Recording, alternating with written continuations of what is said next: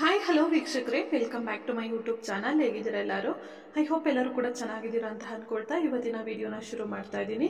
I hope ಇವತ್ತಿನ video ತಮ್ಮೆಲ್ಲರಿಗೂ useful ಆಗ್ಬೋದು ಅಂತ ಅನ್ಕೊಂಡಿದ್ದೀನಿ. ಯೂಸ್ಫುಲ್ ಆದರೆ ವಿಡಿಯೋಗೆ ಒಂದು ಲೈಕ್ ಮಾಡಿ, ಹಾಗೆ ತಪ್ಪದೆ ಚಾನಲ್ನ ಸಬ್ಸ್ಕ್ರೈಬ್ ಮಾಡ್ಕೊಳ್ಳಿ. ಬನ್ನಿ ಇವತ್ತಿನ ವಿಡಿಯೋ ಶುರು ಮಾಡೋಣ. ಪಿತೃಪಕ್ಷ ಅಮಾವಾಸ್ಯೆ ಎಂದೇ ಸೂರ್ಯಗ್ರಹಣ ಇದೆ. ಸೊ ಪಿತೃವಿಗೆ ತರ್ಪಣಾ ಕಾರ್ಯಕ್ರಮವನ್ನ ನಾವು ಮಾಡಬಹುದಾ ಇಲ್ವಾ, ಆ ಒಂದು ದಿನದ ಮಹತ್ವ ಏನು ಅನ್ನೋದ್ರ ಬಗ್ಗೆ ಇವತ್ತಿನ ವಿಡಿಯೋದಲ್ಲಿ ತಿಳಿಸ್ಕೊಡ್ತಾ ಇದ್ದೀನಿ. ವರ್ಷದ 2ನೇ ಸೂರ್ಯಗ್ರಹಣ ಪಿತೃಪಕ್ಷದಲ್ಲಿ ಬಂದಿದೆ.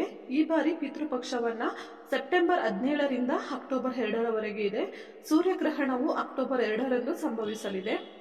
ಸೂರ್ಯಗ್ರಹಣ ಹಾಗೂ ಪಿತೃಪಕ್ಷ ಒಂದೇ ಸಮಯದಲ್ಲಿ ಬಂದಿರುವುದು ಜ್ಯೋತಿಷ್ಯದ ದೃಷ್ಟಿಯಿಂದ ತುಂಬಾನೇ ಮಹತ್ವದ್ದಾಗಿದೆ. ಹಾಗಾದ್ರೆ ಸೂರ್ಯಗ್ರಹಣದ ಸೂತಕ ಭಾರತದಲ್ಲಿ ಇದೆಯಾ ಅಂತ ನೋಡೋಣ ಬನ್ನಿ. ಸೂರ್ಯಗ್ರಹಣವನ್ನ ಅಶುಭವೆಂದು ಪರಿಗಣಿಸಲಾಗುವುದು. ಪಿತೃಪಕ್ಷ ಅಮಾವಾಸ್ಯೆಯಂದು ಸೂರ್ಯಗ್ರಹಣ ಸಂಭವಿಸಲಿದ್ದು, ಈ ಸೂರ್ಯಗ್ರಹಣ ಭಾರತದಲ್ಲಿ ಗೋಚರಿಸುವುದಿಲ್ಲ. ಹಾಗಾಗಿ ಸೂರ್ಯಗ್ರಹಣದ ಸೂತಕ ಭಾರತದಲ್ಲಿ ಇರಲ್ಲ. ಹಾಗಾಗಿ ಸೂರ್ಯಗ್ರಹಣದ ದಿನದಂದು ದೇವಾಲಯದ ಬಾಗಿಲುಗಳನ್ನು ಮುಚ್ಚುವುದಿಲ್ಲ. ದೇವಾಲಯಗಳಲ್ಲಿ ನಿತ್ಯ ಪೂಜೆ ನಡೆಯುತ್ತೆ. ಹೀಗೆ ಶ್ರದ್ಧಾ ಕಾರ್ಯಗಳಲ್ಲಿ ಮಾಡುವುದು ಯಾವುದೇ ಅಡೆತಡೆ ಇರಲ್ಲ ಅಂತಾನೆ ಹೇಳ್ಬೋದು.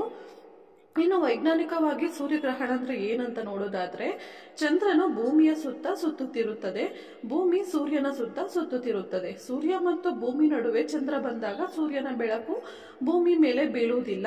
ಆವಾಗ ಸೂರ್ಯಗ್ರಹಣ ಸಂಭವಿಸುತ್ತೆ. ಜ್ಯೋತಿಷ್ಯದ ದೃಷ್ಟಿಯಿಂದ ನೋಡೋದಾದ್ರೆ, ಸೂರ್ಯ ಮತ್ತೆ ರಾಹು ಒಟ್ಟಿಗೆ ಬಂದಾಗ ಗ್ರಹಣ ಸಂಭವಿಸುತ್ತದೆ ಎಂದು ಹೇಳಲಾಗುವುದು.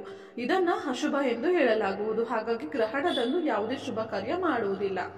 ಪಿತೃಪಕ್ಷ ಹಿಂದೂಗಳಿಗೆ ಮಹತ್ವದ ದಿನಗಳಾಗಿದೆ. ಪಿತೃಪಕ್ಷದಲ್ಲಿ ತೀರಿ ಹೋದ ಹಿರಿಯರಿಗೆ ಪಿತೃತರ್ಪಣ ನೀಡಲಾಗುವುದು. ಪಿತೃತರ್ಪಣ ಸಮರ್ಪಣೆಗೆ ಈ ಸಮಯ ಶ್ರೇಷ್ಠವಾಗಿದೆ. ಈ ಸಮಯದಲ್ಲಿ ಪಿತೃತರ್ಪಣ ನೀಡಿದ್ರೆ ಪಿತೃದೋಷ ಗ್ರಹ ದೋಷದಿಂದ ಮುಕ್ತರಾಗುತ್ತಾರೆ. ಹಿರಿಯರಿಗೆ ಮೋಕ್ಷ ಸಿಗುತ್ತೆ. ಅವರು ನಮ್ಮ ಕುಟುಂಬವನ್ನ ಹರಸುತ್ತಾರೆ. ಇದರಿಂದ ಕುಟುಂಬದಲ್ಲಿ ಒಳಿತಾಗುತ್ತೆ ಅನ್ನೋದು ನಂಬಿಕೆ ಮುಂಚೆಯಿಂದನೂ ಬಂದಿದೆ. ಇನ್ನ ಸರ್ವ ಪಿತೃ ಅಮಾವಾಸ್ಯೆ ಬಗ್ಗೆ ನೋಡೋಣ. ಪಿತೃಪಕ್ಷದಲ್ಲಿ ಬರುವ ಅಮಾವಾಸ್ಯೆಯನ್ನ ಸರ್ವ ಪಿತೃ ಅಮಾವಾಸ್ಯೆ ಎಂದು ಹೇಳಲಾಗುವುದು. ಈ ದಿನದ ವಿಶೇಷವೆಂದ್ರೆ, ಯಾರ ಮರಣದ ದಿನಾಂಕ ತಿಥಿ ತಿಳಿದಿರುವುದಿಲ್ಲವೋ ಅವರಿಗೆ ತರ್ಪಣ ನೀಡಲಾಗುವುದು. ಈ ದಿನ ತರ್ಪಣ ನೀಡೋದ್ರಿಂದ ನಮ್ಮ ಹಿರಿಯರು ಮಾತ್ರ ಅಲ್ಲ, ಅವರ ಹಿರಿಯರಿಗೂ ಅಂದ್ರೆ ನಮ್ಮ ಅಜ್ಜ ಅಜ್ಜಿಯ ಹಿರಿಯರಿಗೂ ಮೋಕ್ಷ ಸಿಗುವುದು.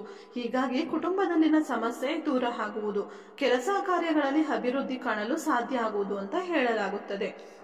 ಇನ್ನ ಪಿತೃಪಕ್ಷವನ್ನ ನಾವು ಹೇಗೆ ಅರ್ಪಿಸ್ಬೇಕು, ಪಿತೃವನ್ನ ಹೇಗೆ ಅರ್ಪಿಸ್ಬೇಕು, ನಾವು ಅದರ ಪೂಜೆ ಪುನಸ್ಕಾರ ಪ್ರತಿಯೊಂದರ ಬಗ್ಗೆ ನೀವು ಯಾರಾದ್ರೂ ಹಿರಿಯರನ್ನ ಅಥವಾ ಬ್ರಾಹ್ಮಣರನ್ನ ಕೇಳಿ ಮಾಡಿದ್ರೆ ತುಂಬಾನೇ ಶ್ರೇಷ್ಠ ಅಂತಾನೆ ಹೇಳ್ಬೋದು ಸ್ನೇಹಿತರೆ.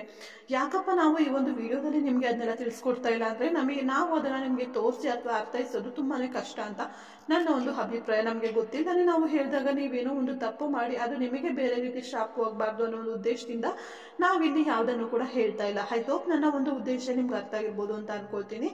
ಇಷ್ಟೇ ಇವತ್ತಿನ ವಿಡಿಯೋ. ನಿಮ್ಗೇನಾದ್ರು ಇವತ್ತಿನ ವಿಡಿಯೋ ಯೂಸ್ಫುಲ್ ಅಂತ ಅನ್ಸಿದ್ರೆ ಮಿಸ್ ಮಾಡದೆ ವಿಡಿಯೋಗೆ ಒಂದು ಲೈಕ್ ಮಾಡಿ, ಹಾಗೆ ಚಾನಲ್ ಸಬ್ಸ್ಕ್ರೈಬ್ ಮಾಡಿಕೊಂಡು ನಿಮ್ಮ ಅನಿಸಿಕೆ ಅಭಿಪ್ರಾಯಗಳನ್ನ ಕಮೆಂಟ್ ಮುಖಾಂತರ ಶೇರ್ ಮಾಡಿ. Thank you for watching. Take care. Bye.